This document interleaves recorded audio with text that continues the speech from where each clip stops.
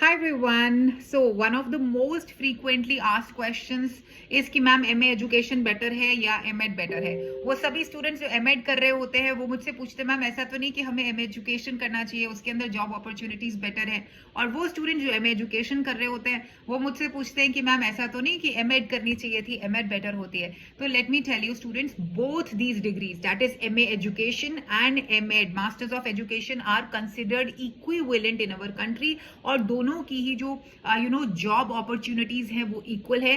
किसी भी एग्जाम के अंदर स्पेशली असिस्टेंट प्रोफेसर्स की जब सिलेक्शन होती है तो उसके अंदर क्लियरली मेंशन्ड है, और ये सुप्रीम कोर्ट के ऑर्डर्स हैं। मैं नहीं बात कर रही हूँ, बट सुप्रीम कोर्ट की जजमेंट थी अक्टूबर 2020 की, जिसमें उन्होंने क्लियरली बोल दिया था कि हमारे देश के अंदर वो स्टूडेंट जो एमए एजुकेशन करता है या वो स्टूडेंट जो एमएड करता है वो इक्वली केपेबल है असिस्टेंट प्रोफेसर में अप्लाई करने के लिए, प्रोवाइडेड उनका जो नेट है वो क्लियर है और कोई भी डिस्टिंक्शन जो है सिलेक्शन के टाइम नहीं की जाएगी, या कोई भी प्रेफरेंस किसी पर्टिकुलर डिग्री एमए या वर्सेस एमएड में नहीं होगी। Right, both of them will be equal.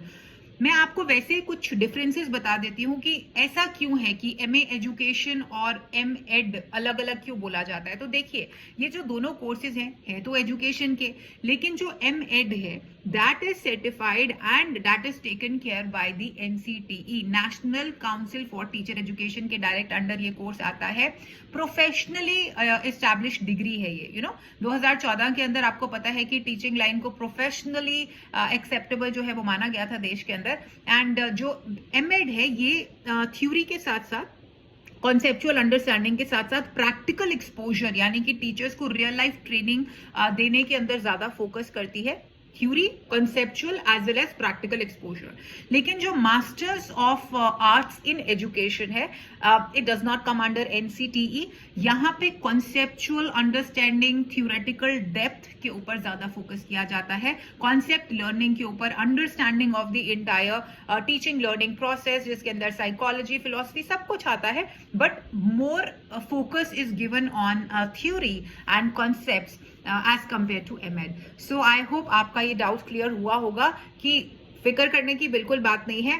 आप एलिजिबल हो एमए एमएड दोनों students equally for NET also and also for your selection as assistant professors in central and state universities. So that's it from my side. I hope आपका जो doubt है वो clear हुआ होगा and आराम से आप अपनी डिग्रीज परस्यू कर सकते हो। And all the best.